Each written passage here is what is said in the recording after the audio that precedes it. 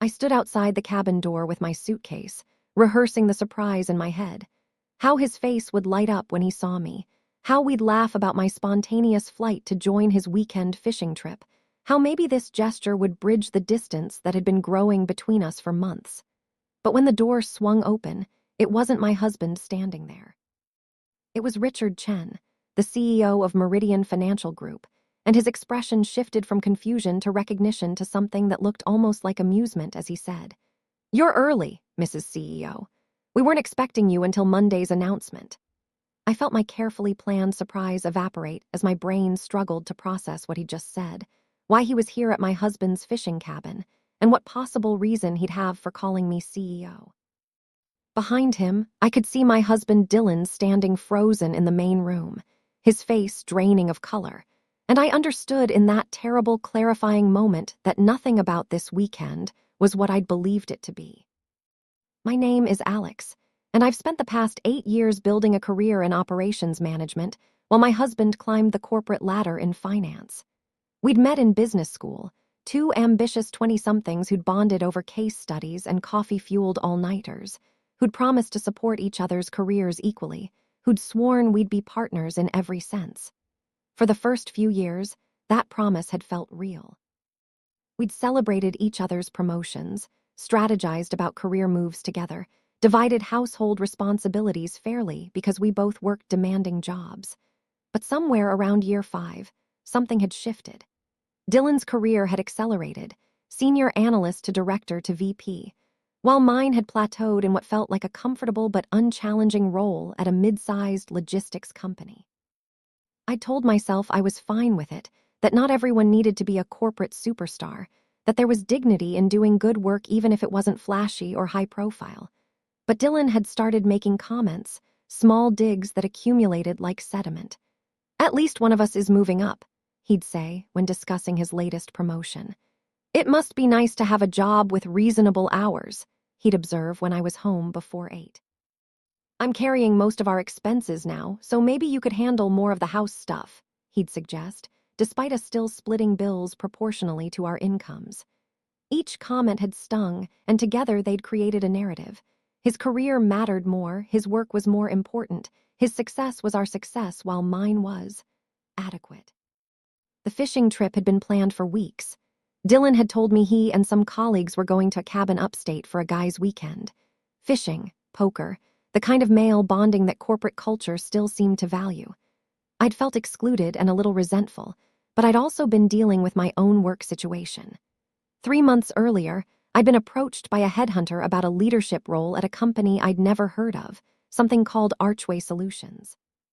The recruiter had been persistent, convincing, describing a role that sounded almost too good to be true. Chief Operating Officer of a growing firm that specialized in supply chain optimization for mid-market companies. I'd gone through the interview process almost on a whim, not really expecting anything to come of it but curious about what opportunities might exist outside my current comfortable rut. The interviews had been rigorous, multiple rounds with the board, case studies, presentations, background checks that had seemed unusually thorough. I'd been impressed by the company despite never having heard of them, intrigued by their technology platform and client base. But I'd also been cautious, not wanting to get my hopes up, and definitely not wanting to tell Dylan until I knew whether the opportunity was real. The offer had come through 2 weeks ago, right before Dylan had left for his fishing trip. Not COO, but CEO.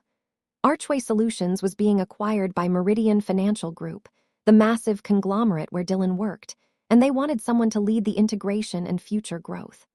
Someone with my operational background, my technology implementation experience, my track record of turning around underperforming divisions.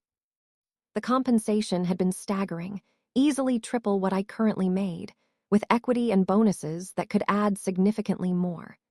I'd accepted pending final board approval, which was supposed to happen Monday with a formal announcement Tuesday. I hadn't told Dylan, not because I was keeping secrets exactly, but because I'd wanted to process it myself first, wanted to plan how to share this news that would fundamentally shift our relationship dynamics. The woman whose career he'd been subtly diminishing for years was about to become a CEO, and not just any CEO, the CEO of a company his own employer was a cool hiring, making me technically adjacent to his corporate hierarchy. I'd been worried about how he'd handle it, whether his ego could withstand his wife suddenly outturning him by a significant margin, whether this would create new tensions in our already strained marriage. So when he'd mentioned the fishing trip, I'd seen an opportunity. I'd thought I could fly up and surprise him, share my news in person in a relaxed setting, maybe reconnect physically and emotionally away from the pressures of our daily lives. I'd imagined us celebrating together, him being proud of me, the weekend becoming a turning point in our relationship. I'd been so caught up in that fantasy that I'd ignored several warning signs. Dylan being evasive about exactly where the cabin was located. Him being less excited about the trip than I'd expected. His phone constantly buzzing with messages he'd seemed almost anxious about. I'd managed to get the cabin location from his email, which I'd accessed using the shared password he'd never changed. Another warning sign I'd rationalized away. We trusted each other, after all. I'd booked a flight for Saturday morning, rented a car, driven 3 hours through increasingly rural landscape, and arrived at the cabin with my heart full of hope and my suitcase full of romantic weekend plans. And now I was standing in the doorway being called CEO by my husband's boss, watching my husband's face cycle through shock and panic, and something that looked almost like anger. Richard stepped back, gesturing me inside with the kind of smooth professionalism that had probably served him well throughout his career. "Please, come in," he said. "This is awkward timing, but perhaps it's better this way. Let me introduce you to the team."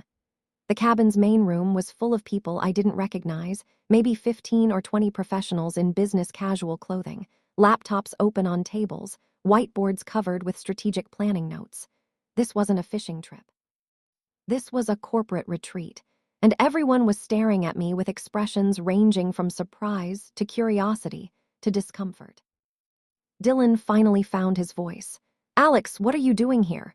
His tone was accusatory, as if I was the one who'd done something wrong by showing up at a location he'd given me. I set my suitcase down slowly, buying myself time to think.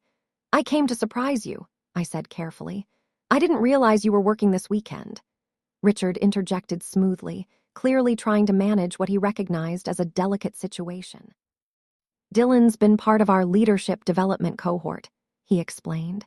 "We've been running a series of intensive strategy sessions for high potential executives. This weekend was supposed to be the final session before we announce some organizational changes." I looked at Dylan, understanding dawning. "You told me you were going fishing," I said quietly. "Why lie?" He'd opened his mouth to respond, but a woman I didn't recognize spoke up from across the room, her voice hesitant but clear. "We were told not to mention the retreat outside the cohort," she said. "Confidentiality around the restructuring." That made sense from a corporate perspective, but didn't explain why Dylan had created an elaborate fiction rather than just saying he couldn't discuss work. Unless he'd been hiding something else. Richard seemed to sense the tension escalating and moved to diffuse it. "Why don't we take a break?" he suggested to the room. 30 minutes, everyone. Alex, would you join me in the side office? I think we need to have a conversation." I nodded, following him away from the main room and Dylan's stricken expression into a smaller room that had been set up as a temporary office. Richard closed the door and gestured to a chair. "I apologize for the awkwardness," he said, sitting across from me. "I genuinely thought you knew about the retreat, and I assumed Dylan had told you about the acquisition and your role." "He didn't," I confirmed. "I haven't told him about accepting the archway position I was going to this weekend." Richard nodded slowly, processing. "That explains some things," he said, almost to himself. "Alex, I need to be frank with you about a situation that's developed over the past week. It's relevant to why this weekend has been so complicated." He pulled out a tablet, opened what looked like an internal messaging system, and turned it toward me. "These are messages from a private chat group some of the cohort members created. It was discovered during a routine IT audit related to the acquisition." I looked at the screen, started reading, and felt my stomach drop. The messages were from Dylan, sent over the past several months to other executives in his cohort. Messages about me. "My wife is basically coasting in middle management while I'm doing the real work," one message read. Another. She doesn't understand the pressure at my level, thinks her operations job is equivalent to strateg. Ike Finance. And another. Thank God I'm the breadwinner because she'd never be able to support us on her salary.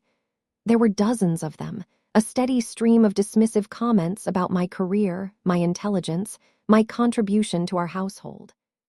But the messages got worse. Screenshots of texts I'd sent him, shared with the group and mocked. She's so proud of herself for implementing a new warehouse system like that's some major achievement lol. Complaints about me attending his work events. Having to bring her to these things and watch her try to network with actual executives is embarrassing. And most damning, messages about sabotaging my career. I told her she should turn down that interview opportunity last year, convinced her she wasn't ready for director level. Can't have her getting ideas above her station. I read in silence, each message a small knife wound that accumulated into something larger and more painful. This wasn't just venting or blowing off steam. This was sustained contempt, deliberate undermining, a pattern of behavior that revealed how Dylan actually saw me. Richard watched me carefully, his expression sympathetic. "I'm sorry you had to see those," he said. "The reason I'm showing you is that HR launched an investigation when these came to light." Sharing private communications from a spouse without consent, mocking her career, discussions of sabotage.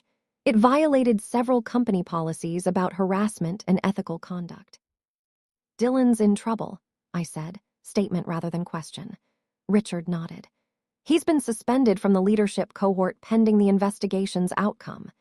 This weekend retreat was supposed to be his last chance to demonstrate executive behavior, which is why we didn't cancel his invitation despite the ongoing probe. But having you here, given everything that's come to light, creates an additional complexity. You're about to become CEO of a partner firm, which means you'll be working adjacent to our leadership team, which includes Dylan's division." I sat back, trying to process multiple bombshells simultaneously. Dylan had lied about this weekend. He'd been systematically belittling my career to his colleagues. He'd sabotaged my professional opportunities. He was under investigation by his company, and I was about to become the CEO of a firm that would operate in close proximity to his career, assuming his career survived the investigation. The irony was so profound it was almost funny, except I felt too numb for laughter. "What happens now?" I asked. Richard spread his hands. "That's partly up to you. The acquisition is still proceeding. Archway Solutions is a valuable asset regardless of personal complications. Your appointment as CEO stands unless you choose to decline. But we do need to address the conflict of interest represented by you and Dylan both working in the Meridian ecosystem. HR will need to interview you as part of the investigation, and we'll need to establish clear reporting boundaries to avoid any appearance of impropriety." I thought about Dylan in the other room, about the retreat he'd disguised as a fishing trip, about the messages he'd written thinking I'd never see them. I thought about the years I'd spent supporting his career, taking on more household responsibilities as his work demands increased, celebrating his promotions while quietly grieving my own plateau. I thought about the comments that had eroded my confidence, the suggestions that I should be grateful for his success, the implication that my work was somehow less valuable because it didn't involve high finance and corporate strategy. And I thought about the Alex I'd been in business school, ambitious, confident, unapologetic about her goals. The Alex who'd gotten lost somewhere in the compromise and accommodation of marriage, who'd let Dylan's judgment become internalized criticism, who'd started believing maybe she wasn't cut out for executive leadership. That Alex had been offered a chance to resurface, to prove she was exactly as capable as she'd always known she was, and Dylan had almost convinced her to stay buried. "I'm accepting the CEO position," I said firmly. "Whatever needs to happen regarding Dylan's situation and our conflict of interest, we can work out. But I've earned this role on merit, and I'm not letting his behavior derail my career any more than he already has." Richard smiled slightly, the first genuine expression I'd seen from him.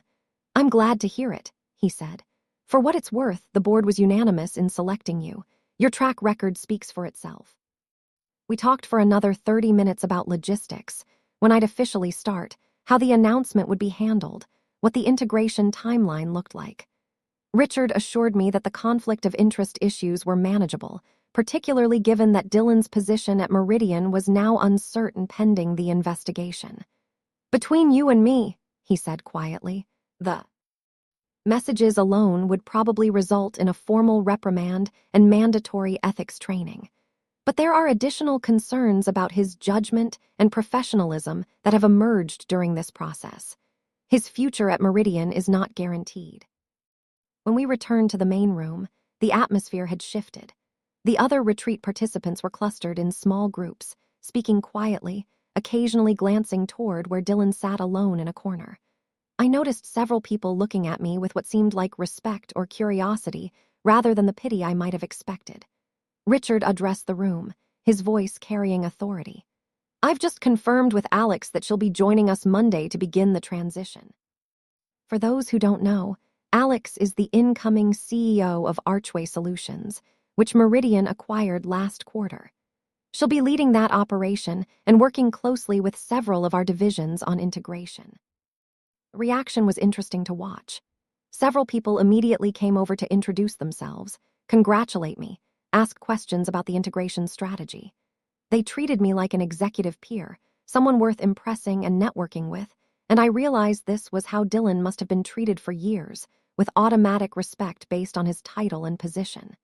No wonder he'd been so dismissive of my middle management role. From his elevated position, it must have seemed insignificant. Dylan remained in his corner, watching everything with an expression I couldn't quite read.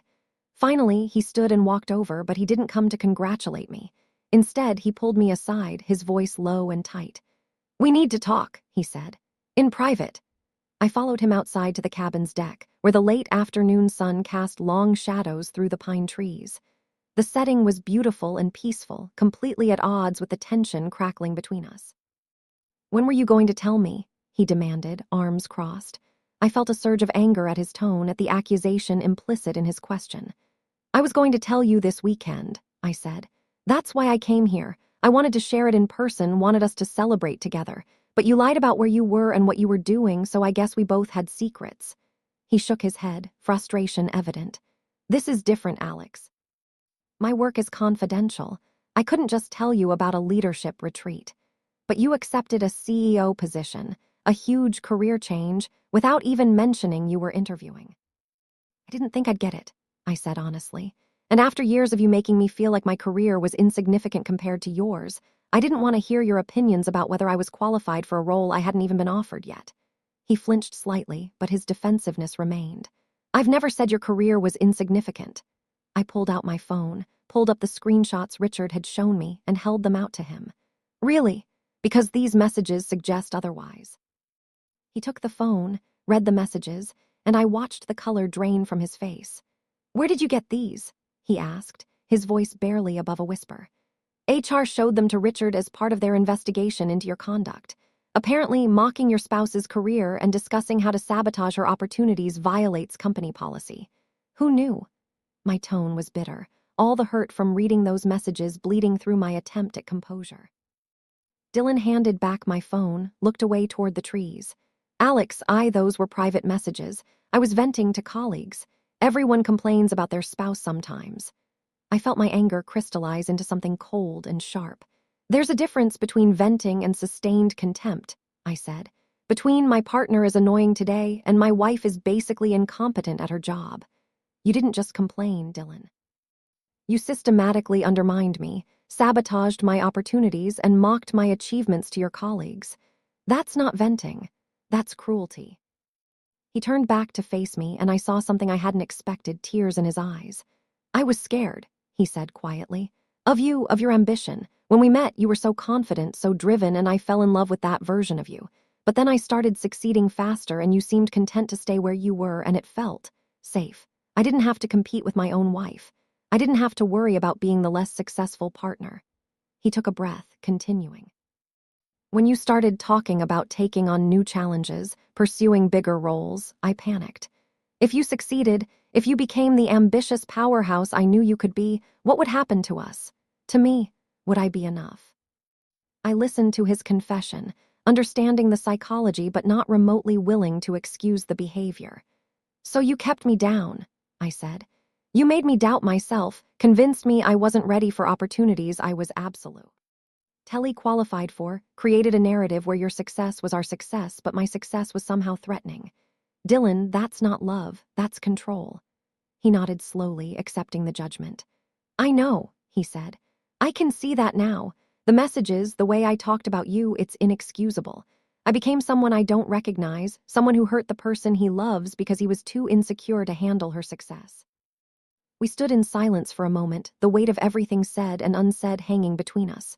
What happens now? Dylan asked finally. I thought about the question, about the marriage we'd built and the cracks that had formed. I don't know, I admitted. I'm taking the CEO position. I'm starting Monday. Beyond that, I need time to think. Time to figure out if this marriage is something I want to fight for or something I need to walk away from. He nodded, seeming to expect that answer. I love you, he said. I know I've done a terrible job showing it, but I do. I looked at him, at the man I'd married 8 years ago, and I felt grief for what we'd lost and uncertainty about what remained. I believe you love me, I said. I just don't know if that's enough anymore. Richard appeared at the door then, politely interrupting. Alex, I've arranged for one of our cars to take you back to the city whenever you're ready. Given the circumstances, I think it might be best if you didn't stay for the rest of the retreat. I agreed gratefully, ready to escape the awkwardness and process everything that had happened. I retrieved my suitcase from inside, said brief goodbyes to the executives I just met, and headed for the car. Dylan followed me out, stood by helplessly as I loaded my bag. Can I call you tomorrow? He asked. To talk more? I nodded. Yes, but Dylan, I meant what I said. I need time and space to figure out what I want. The drive back to the city was long and quiet, giving me hours to think. I called my best friend Lauren from business school, explained everything that had happened. Holy shit, she'd said eloquently. So you flew up to surprise your husband at a fake fishing trip, discovered he's been trashing your career to his colleagues, got called CEO by his boss, and now you're driving home to figure out if your marriage is salvageable. Alex, that's a lot. I'd laughed despite everything, because she was right. It was absurd and overwhelming and too much to process at once. What are you going to do? She'd asked. About the job, I know you're taking it, obviously, but about Dylan. I'd watched the landscape pass by, forests giving way to suburbs, suburbs to city sprawl. I honestly don't know, I'd admitted. Part of me is furious and wants to burn everything down. Part of me is hurt and wants to understand why he did this. Part of me is sad for the relationship we thought we had, and part of me is just tired.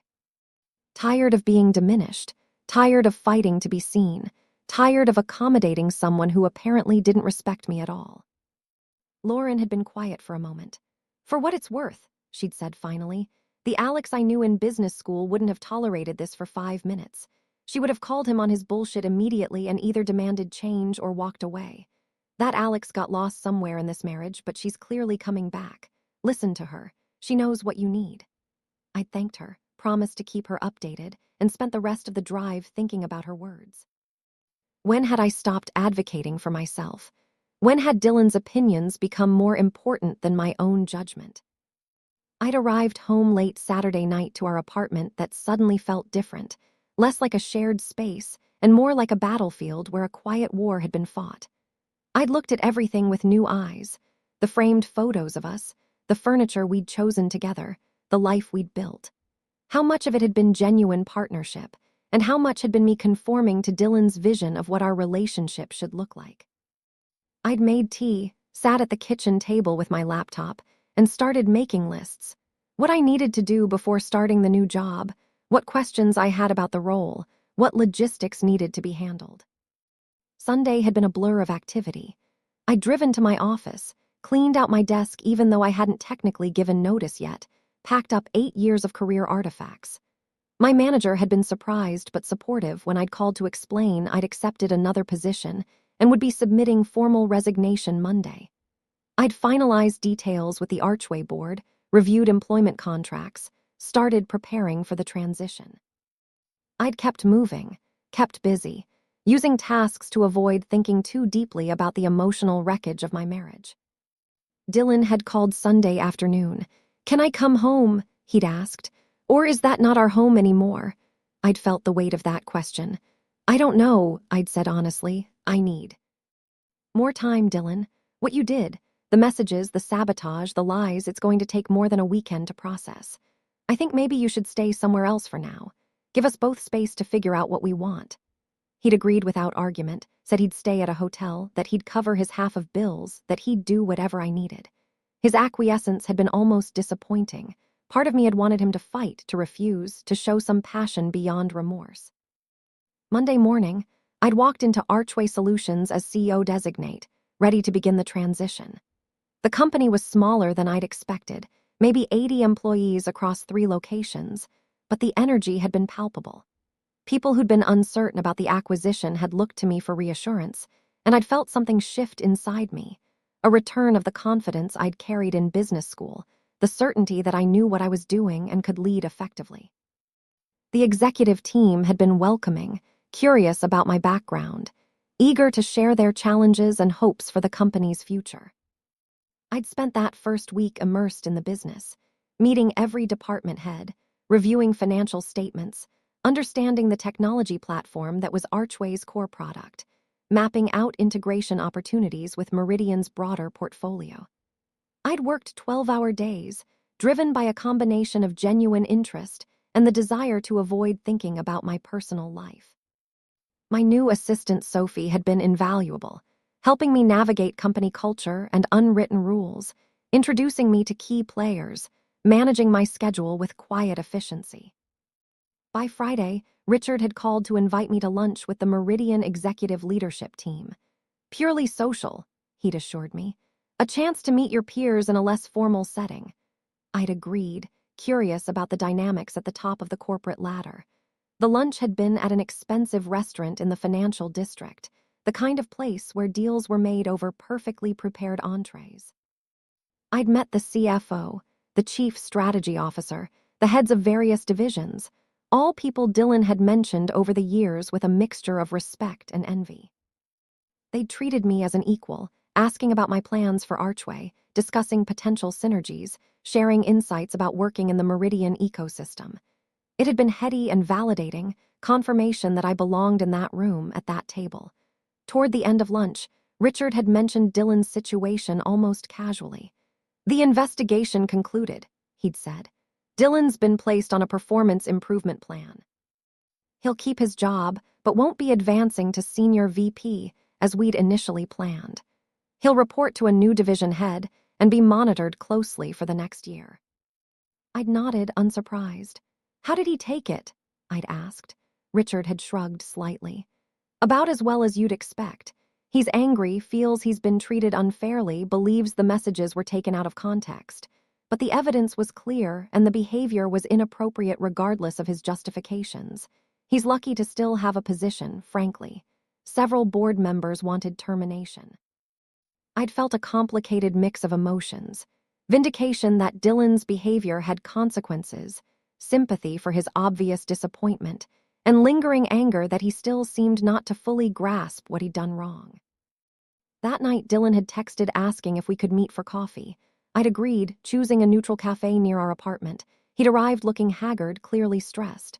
I heard you had lunch with the executive team today, he'd said after we'd ordered. How was it? I'd studied his face, trying to read his emotions. It was good, I'd said carefully.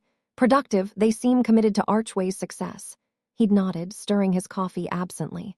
I'm on a PIP, he'd said bluntly. Performance improvement plan, basically probation, and they promoted someone else to the senior VP role I was supposed to get. I heard, I'd admitted. Richard mentioned it.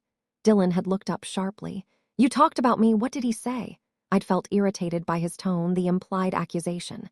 Dylan, he mentioned it in passing. I didn't ask about you if that's what you're implying. Your career situation is your business. He'd sagged slightly, looking defeated. It's humiliating, he'd said quietly. Everyone knows why I'm being disciplined. Everyone knows about the messages. People who used to respect me now look at me like I'm a joke. I'd felt sympathy, but also a sharp clarity. That's called consequences, I'd said. You did something wrong and now you're experiencing the professional fallout. It's uncomfortable and humiliating, but it's also fair. He'd looked at me, seeming to really see me for the first time in a while. You're different, he'd observed. Harder, less willing to comfort me. I'd considered that.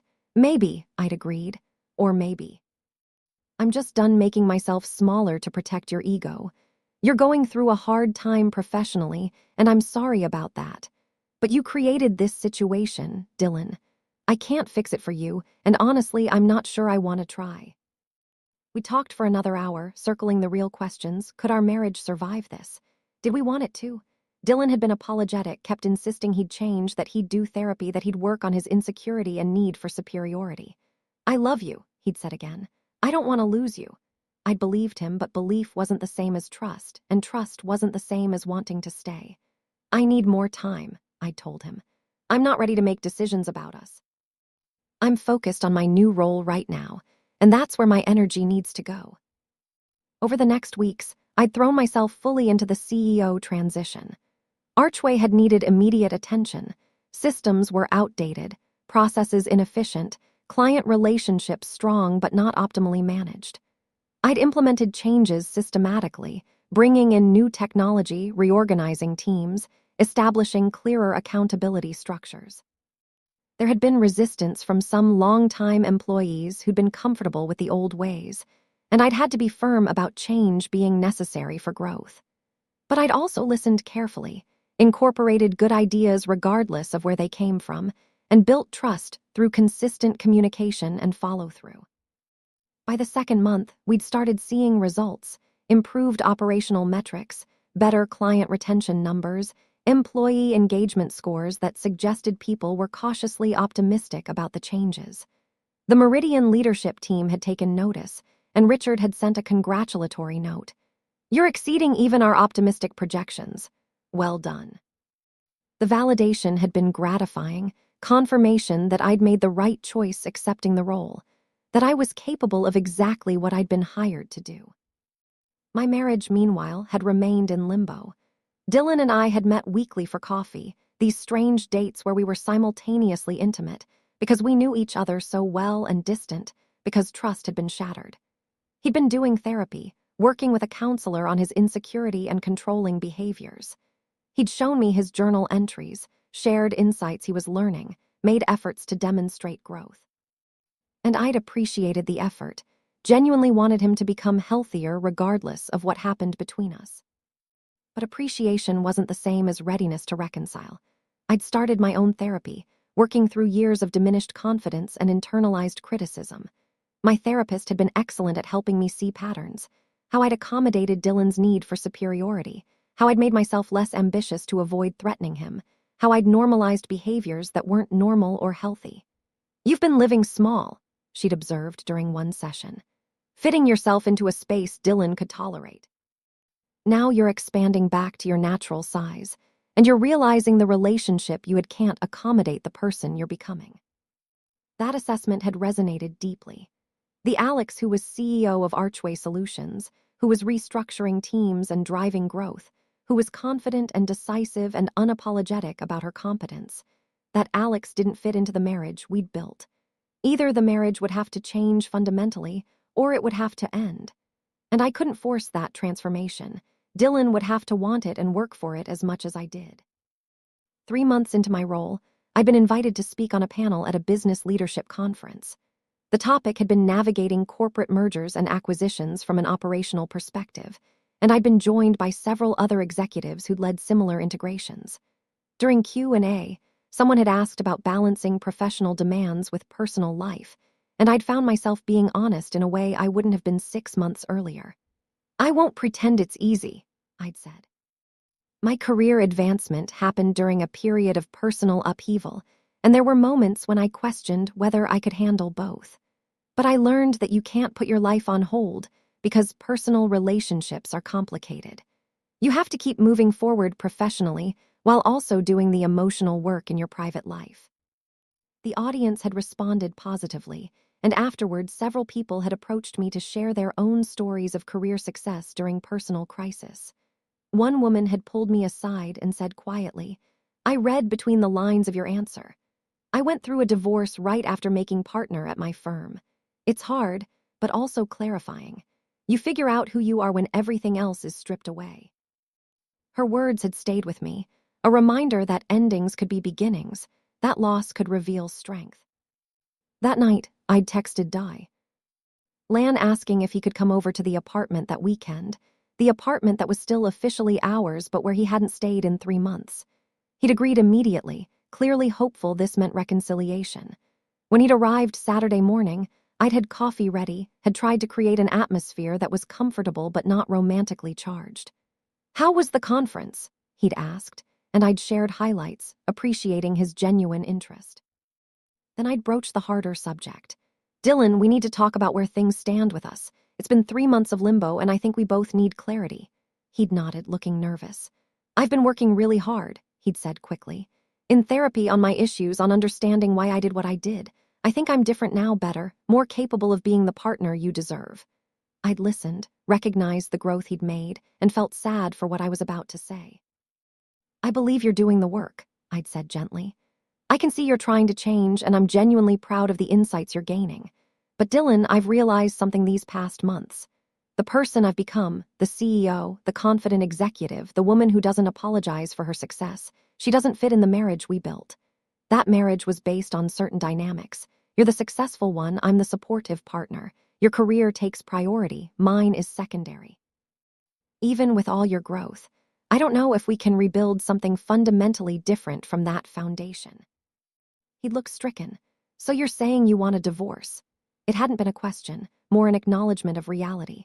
I'd taken a breath, prepared for this moment but still finding it painful. "I'm saying I think we've grown into incompatible people. The version of me that fit comfortably in our marriage doesn't exist anymore, and I don't want her to. I like who I'm becoming professionally, and I can't risk shrinking back to accommodate a relationship that requires me to be less than I am." Tears had formed in his eyes, and I'd felt my own eyes water in response. "I love you," he'd said. "That has to count for something." "It does," I'd assured him. "Love matters, but it's not sufficient. I need a partner who celebrates my success without feeling threatened, who encourages my ambition without trying to contain it, who sees my achievements as additive to our relationship rather than competitive with his ego. I don't think you can be that partner, Dylan. Not because you're a bad person, but because our dynamic was poisoned from the start by your insecurity and my willingness to accommodate it." We talked for hours, crying, reminiscing, grieving the relationship we'd thought we had, and the future we'd planned together. By the end of that conversation, we'd agreed to move forward with divorce. Amicable, professional, focused on dividing assets fairly and maintaining dignity. We'd both hired lawyers, started the paperwork, agreed to mediation rather than litigation. The apartment would be sold, proceeds divided, retirement accounts split, 8 years of shared life methodically untangled and divided into separate columns. It had been sad and necessary, grieving a relationship while also feeling relief that the uncertainty was finally resolved. The divorce process had taken 6 months to finalize, during which I'd continued building Archway's growth trajectory. We'd expanded into 2 new markets, developed a partnership with a major logistics provider, increased revenue by 40% year over year. The success had been gratifying, confirmation that my instincts about the business were sound. Richard had called to congratulate me when the numbers had come in, mentioning that the board was extremely pleased with my leadership. "You've exceeded every metric we established," he'd said, "and you've done it during what I know has been a personally difficult time. That takes real strength." I'd appreciated his acknowledgement, though I'd been careful about maintaining professional boundaries. He'd been supportive throughout my divorce, never prying but making clear that Meridian's employee assistance program was available if I'd needed resources. The company had handled the potential conflict of interest carefully. Dylan had eventually transferred to a different division within Meridian, one that had no overlap with Archway's operations, eliminating any direct professional connection between us. When the divorce had been finalized, Lauren had flown in to help me move into my new apartment, a beautiful space in a building I'd chosen entirely for myself, with a view and amenities I'd wanted without compromising for someone else's preferences. "How are you feeling?" she'd asked as we'd unpacked boxes. I'd thought about the question honestly. "Sad," I'd admitted. "I loved Dylan, loved who I thought we were together. Losing that hurts, even though I know it's right." She'd nodded understanding, but also, she'd prompted, reading my expression. "Also relieved," I'd continued, "and excited, and curious about what comes next. I'm building a career I'm proud of, living in a space that's completely mine, making decisions based only on what I want. That's scary, but it's also liberating. Lauren had hugged me then, and I'd let myself cry for everything that had been lost and everything that was being gained. Growth was painful, but it was also essential. I'd spent too long making myself smaller, and I was done with that version of myself. A year after the cabin weekend, I'd been invited to speak at a Women in Leadership Summit. The organizers had wanted me to talk about my path to CEO, about overcoming obstacles and achieving success. I'd agreed, but I'd been transparent about my story, the plateau in my career, the undermining by my spouse, the moment of clarity when I'd realized I'd been complicit in my own diminishment. I thought I was being a good partner by accommodating my husband's insecurity, I'd told the audience. I thought putting his career first was what marriage required, but I was wrong. A good partnership amplifies both people. It doesn't require one person to shrink so the other can feel tall. The response had been powerful, women lining up afterward to share their own stories, to ask questions, to express gratitude for my honesty. One young woman, maybe late 20s, had told me tearfully that her fiancé had been subtly discouraging her from pursuing a promotion. I thought I was overthinking it, she'd said. But listening to you, I realize it's a pattern. He's threatened by my success. I'd encouraged her to have direct conversations, to establish boundaries, to refuse to make herself smaller for someone else's comfort. Your success isn't a threat to a healthy relationship, I'd told her. If he can't handle you succeeding, that tells you something important about his character and about whether this is a partnership worth maintaining. I'd also reconnected with former colleagues from my previous company, people who'd been surprised by my career leap. Many had shared that they'd sensed I was capable of more, that I'd seemed to be coasting despite obvious talent. We always wondered why you weren't more ambitious, one friend had admitted. It didn't match who we knew you to be. Her observation had been illuminating. Apparently, my diminishment had been visible to others even when I'd been rationalizing it to myself. That external validation had been useful, confirmation that I hadn't been imagining the ways I'd limited myself. 18 months post-divorce, I'd been in a good place professionally and personally. Archway was thriving, my leadership team was strong, the integration with Meridian had created value for both organizations. I'd been dating casually, nothing serious but enjoying meeting new people and exploring what I wanted in a partner now that I understood myself better. I'd bought a small vacation condo at the beach, a place that was entirely mine where I could decompress and think. My relationship with Dylan had settled into cordial distance. We'd occasionally email about administrative details that still needed to be resolved, but we didn't socialize or maintain a friendship. He'd remarried, I'd heard through mutual acquaintances, to someone who worked in a completely different field and apparently didn't trigger his competitive instincts. I'd felt happy for him, genuinely. He'd needed to do his own growth work, and apparently he'd found a relationship context where he could be healthier. That wasn't my concern anymore. I'd done my grieving and moved on, built a life I was proud of without him in it. I'd also become more involved in mentorship, working with young women in business to help them avoid some of the mistakes I'd made. I'd been particularly focused on helping them recognize and resist relationship dynamics that required them to be less ambitious or successful than their partners. 2 years after the cabin revelation, Richard had asked me to join Meridian's board of directors. "You've proven yourself as a leader," he'd said, "and we'd value your operational perspective at the board level." I'd been honored and had accepted, understanding it meant my career had reached a level I'd once thought impossible. Board seats were reserved for proven executives, people whose judgment and expertise warranted that level of influence and compensation. I'd attended my first board meeting with a sense of surrealism.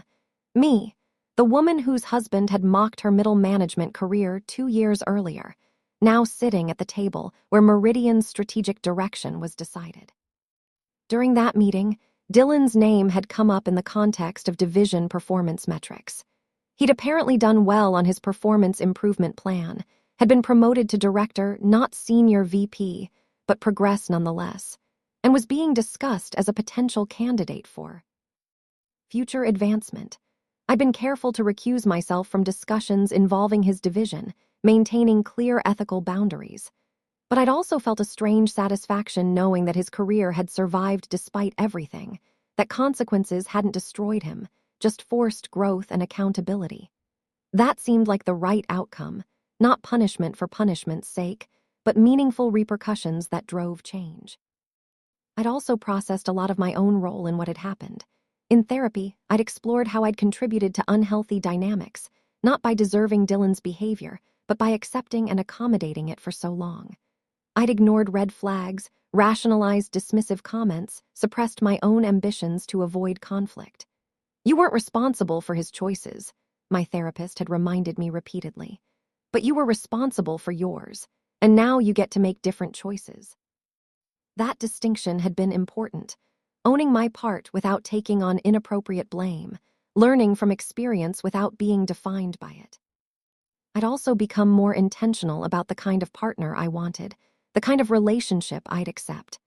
I'd dated several people seriously enough to evaluate compatibility, and I'd been willing to walk away quickly when red flags appeared.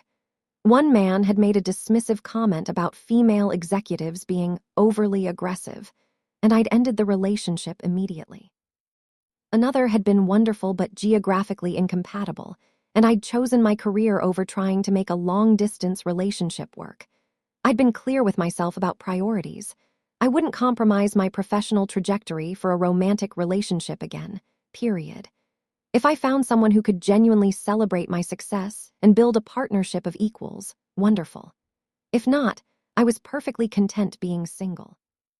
3 years after the cabin weekend, I'd received an unexpected letter from Dylan. Not email, but an actual handwritten letter mailed to my office. I'd opened it cautiously, unsure what to expect. Inside had been several pages of careful cursive, a letter that had clearly taken time and thought to compose. He'd written about his own growth journey, about insights from therapy, about understanding more fully what he'd done and why it had been so damaging. "I'm not writing to ask for forgiveness or reconciliation," he'd written. "I just wanted you to know that I finally understand what you tried to tell me. I was threatened by your competence, your potential, your capacity to succeed at levels I couldn't reach. And instead of dealing with my insecurity like an adult, I tried to keep you down. That was cruel and cowardly, and I'm deeply sorry." He'd continued, describing how watching my career success from a distance had been humbling and educational. "You're exactly the kind of leader I pretended to be," he'd written. "You have the vision, the execution ability, the people skills that make excellent CEOs. I spent years trying to convince myself, and you, that I was superior, when the truth was I was scared of being inferior. Seeing you thrive has forced me to confront the reality that success isn't zero-sum. Your achievement didn't diminish me. My insecurity did that all by myself." I'd read the letter multiple times, feeling a complex mix of emotions. Validation that he finally understood, sadness for what had been lost, and a sense of closure I hadn't realized I'd been seeking. I'd written back briefly, thanking him for his honesty and wishing him continued growth.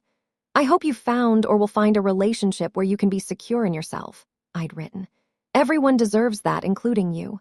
We'd never become friends, but we'd reached a place of peace, and that felt like enough. Some relationships end badly, and some end with mutual understanding and grace. I was grateful ours had managed the latter. I'd also had conversations with the colleagues who'd been part of Dylan's private chat group, the ones who'd seen his disparaging messages about me. Several had reached out after learning about my CEO appointment, expressing embarrassment and apology. "We should have said something," one had written. "We should have called out his behavior as inappropriate. By staying silent, we enabled him."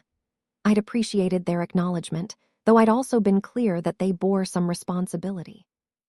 "When you see someone demeaning their partner, speaking up is the right thing to do," I'd replied. "Silence is tacit approval. I hope you'll remember that going forward." That exchange had sparked broader conversations at Meridian about workplace culture, about what constituted inappropriate behavior, even in private communications, about the importance of intervening when colleagues exhibited problematic patterns. HR had implemented new training on professional ethics and interpersonal conduct, using Dylan's situation, anonymized, as a case study. I'd been asked to contribute to training development, helping craft scenarios and discussion questions. The work had been satisfying, transforming my personal experience into systemic improvement that might prevent others from facing similar situations. 4 years after everything had changed, I'd been featured in a major business magazine as one of 40 under 40 executives transforming their industries. The profile had been flattering, highlighting Archway's growth and my leadership style. There had been a brief mention of my divorce. She navigated significant personal challenges while building her career, but the focus had been on professional achievement. I'd been proud of the recognition, grateful for the visibility it brought to Archway's work and the team I'd built. The article had brought unexpected opportunities, speaking invitations, board positions, consulting requests. I joined 2 additional corporate boards, expanded my network significantly, established myself as a thought leader in operational excellence and change management. My calendar had been constantly full, but I'd learned to protect time for myself, weekends at the beach, regular therapy, friendships that nourished rather than drained. I'd built a life that was demanding but balanced, successful but not all-consuming. I'd also finally met someone who felt like a genuine partner.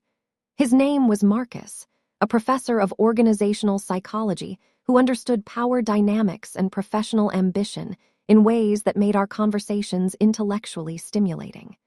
He'd been genuinely impressed by my career, but not threatened by it, curious about my work, but secure in his own expertise.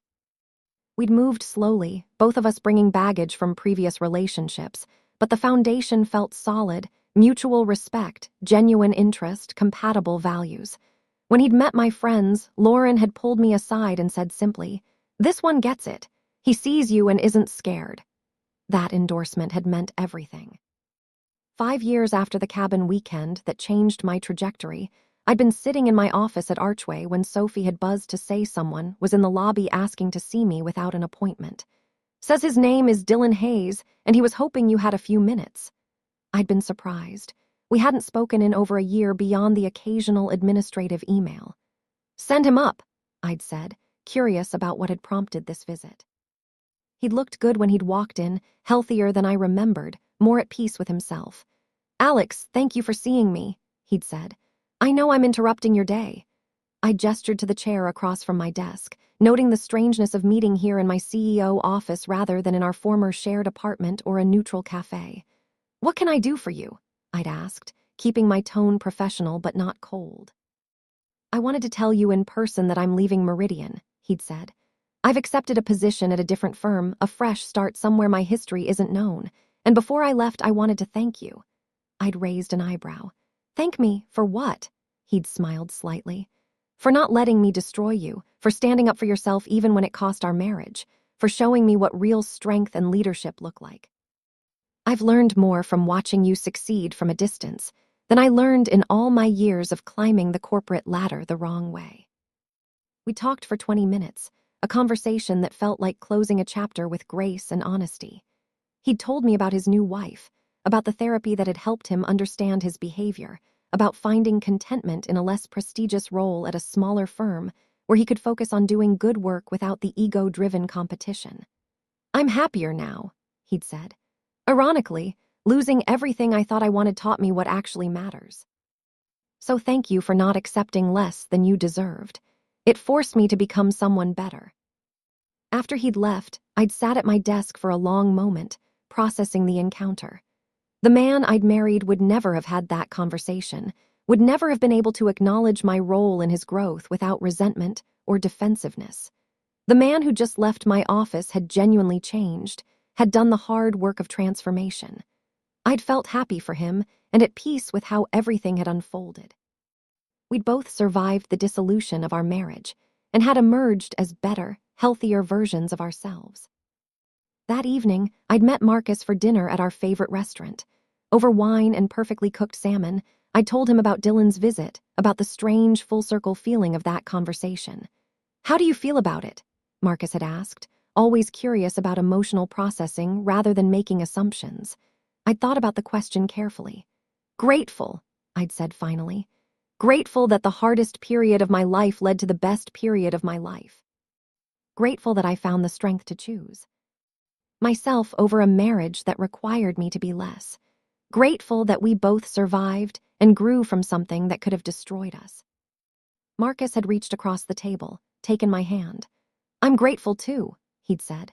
"Grateful for whatever journey brought you to the point where you were ready to meet me, ready to build something healthy and equal. Your past made you who you are, and I happen to think that's pretty extraordinary." I'd felt tears prick my eyes, the good kind that came from being truly seen and valued. This was what partnership should feel like, celebratory rather than competitive, expansive rather than constraining. Looking back now, 6 years after that fateful cabin weekend, I could trace a clear line from discovery to transformation. Walking through that cabin door and hearing Richard call me Mrs. CEO had been the catalyst for everything that followed. The exposure of Dylan's betrayal, the acceptance of my own power, the rebuilding of my career and my life on terms that honored who I actually was rather than who I'd been pretending to be. The surprise I'd planned had backfired spectacularly, but the surprise I'd received had been a gift in disguise. I'd learned that sometimes the worst moments contain the seeds of the best outcomes. That being diminished by someone you love is a choice you're complicit in, and you can choose differently. That success isn't selfish or threatening. It's simply the natural result of competence and effort. That the right partner celebrates your achievements rather than feeling threatened by them. And that sometimes the kindest thing a relationship can do is end, creating space for both people to become who they're meant to be. My career had continued to grow. I'd been approached about CEO positions at larger companies, though I'd chosen to stay at Archway, where I'd built something I was proud of from the ground up. I'd published articles, spoken at conferences, mentored dozens of young professionals navigating their own career challenges. I'd built wealth and security that were entirely my own, bought a house I loved, cultivated friendships that sustained me, found a partner who enhanced my life without requiring me to diminish myself. And whenever someone asked about my path to success, about how I'd made the leap from middle management to CEO, I'd tell a version of the truth. I stopped accepting someone else's limits as my reality. I stopped making myself smaller to fit into spaces that couldn't contain me. I chose to honor my own competence and ambition, even when that choice came at significant personal cost. And I discovered that betting on myself was the best investment I'd ever made. The cabin weekend that had started as a romantic surprise had ended as a professional triumph and personal reckoning. 6 years later, I could say with complete honesty, walking through that door and hearing those words, "You're early, Mrs. CEO," had been the moment my real life began. Everything before had been prologue. Everything after had been the story I was meant to write.